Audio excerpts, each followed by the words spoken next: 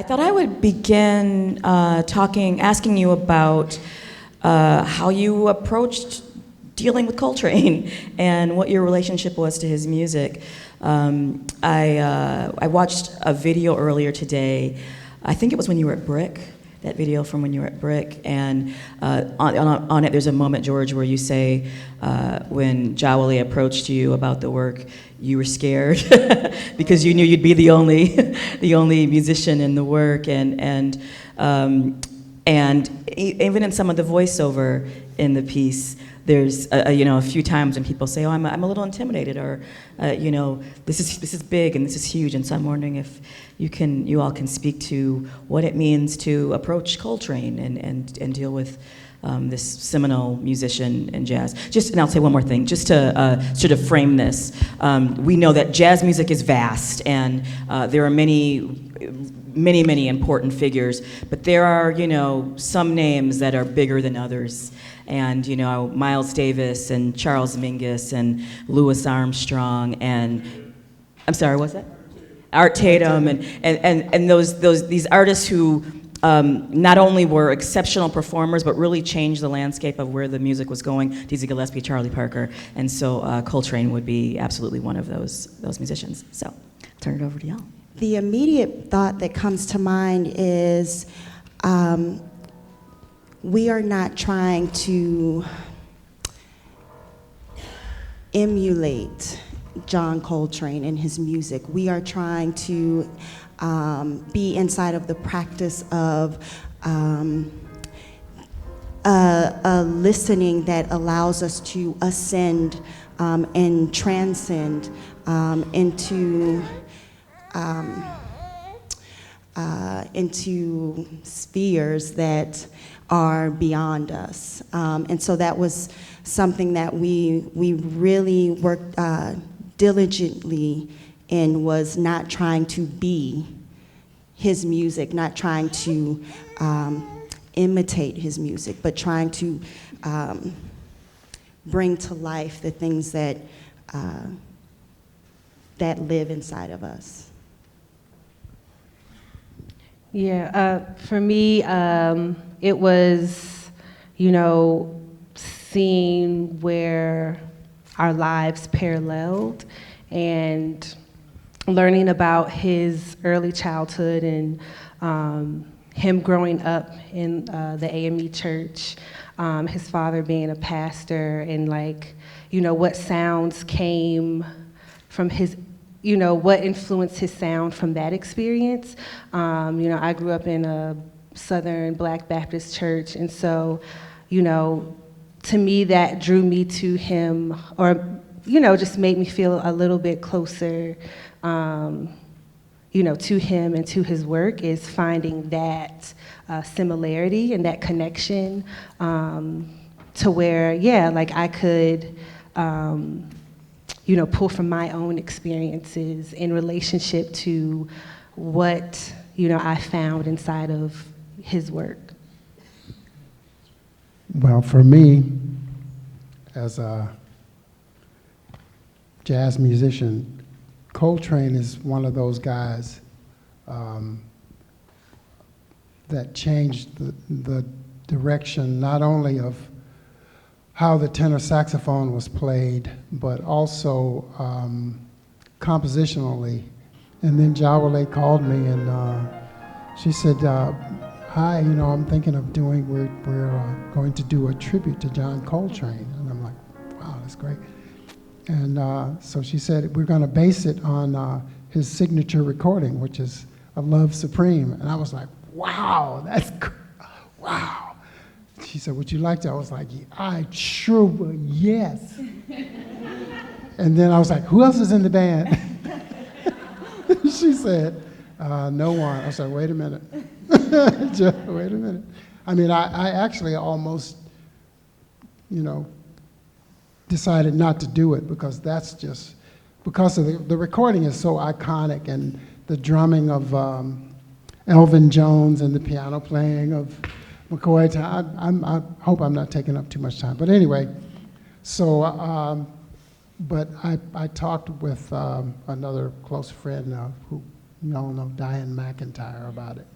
And Diane McIntyre, she said, I told her, I don't know, it's like and I don't know if I can do that. And she said, in that case, you definitely should do it. And she talked to me for a while about it, and I said, okay. And then when I finally did, and we started working on it, it was so, the development of it was so organic. It was not about being worried about the music. It was about expressing the music and what it did in the dancers.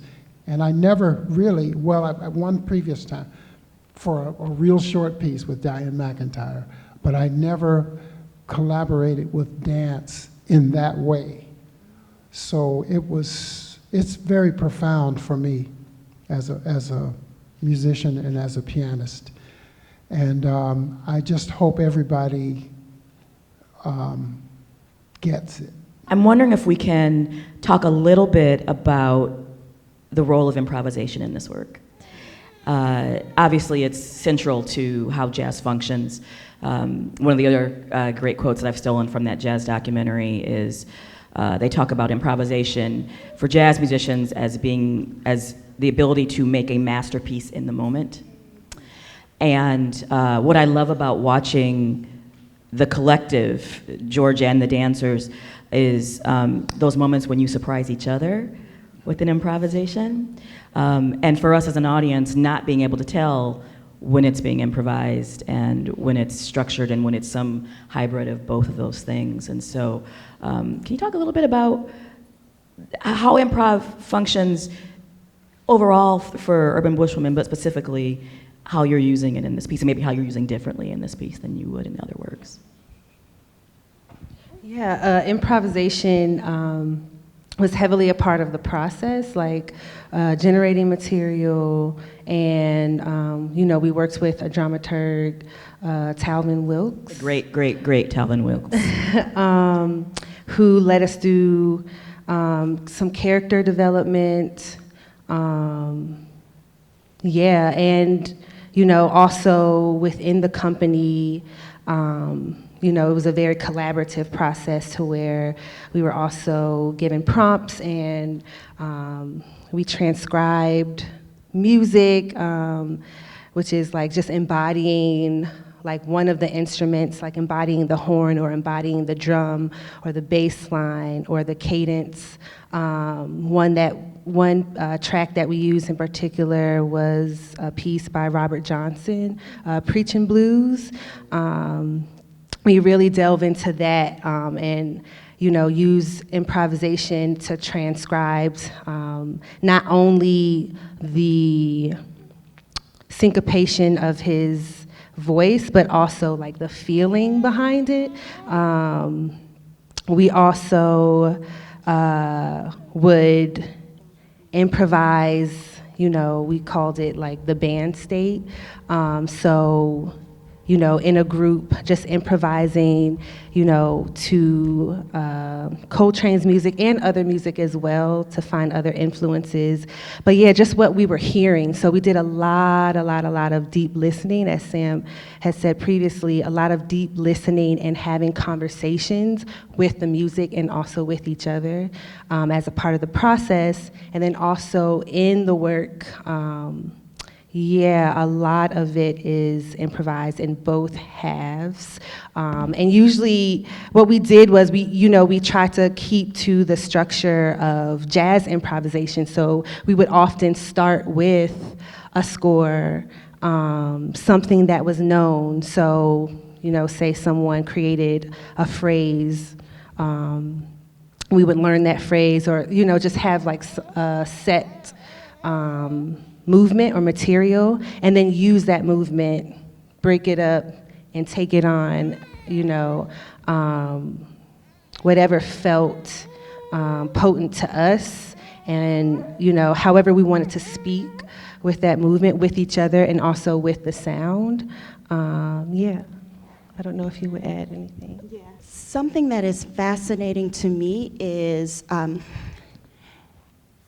inside of improvisation is duration. And what it means to be in something for a very, very long time, even to the point of exhaustion. Because when you're in something for an extended period of time, it allows for the unlocking of possibilities. It allows for the shift into another dimension.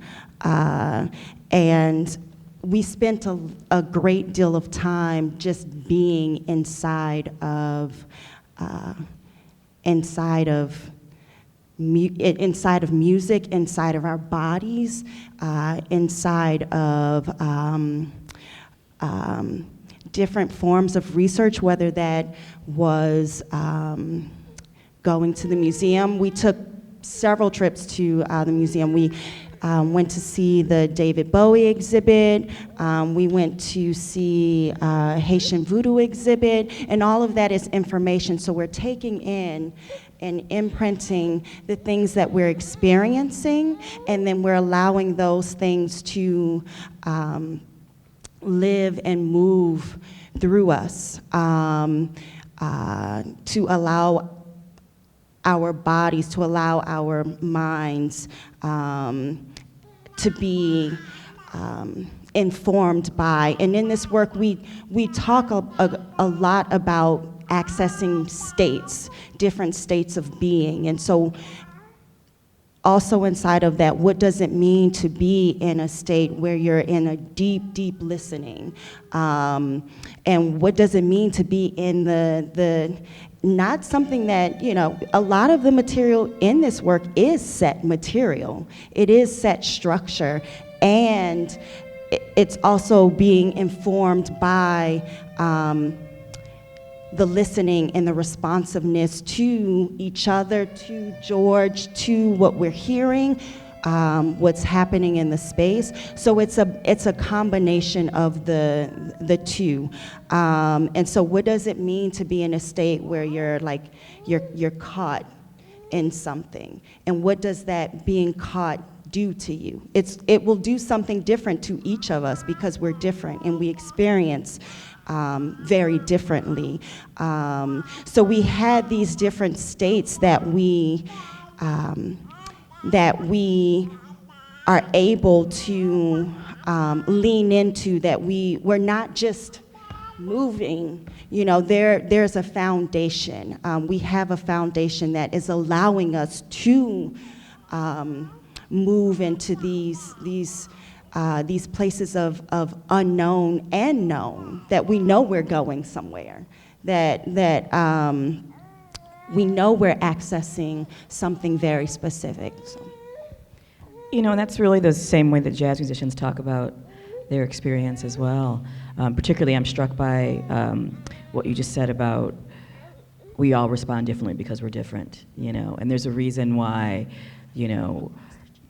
there's a couple of different pianists who had to negotiate giant steps before they got it on record. There's a reason why, Coltrane played with Elvin Jones for so long, because of what Elvin Jones specifically brought to his work. It's singular.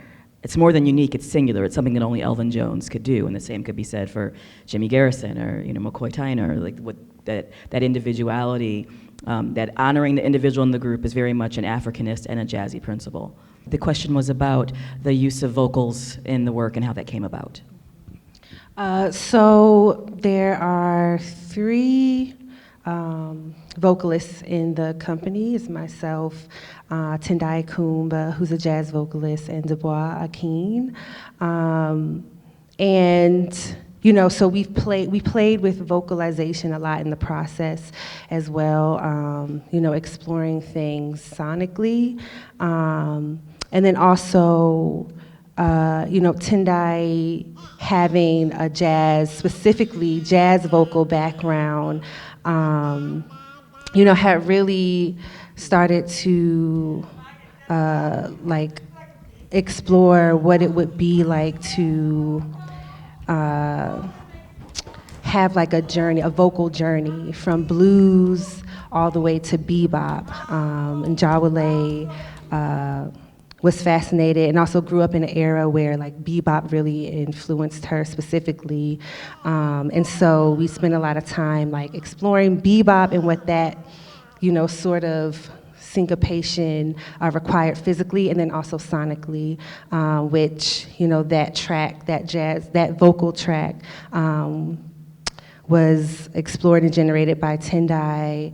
And then also, we alternate.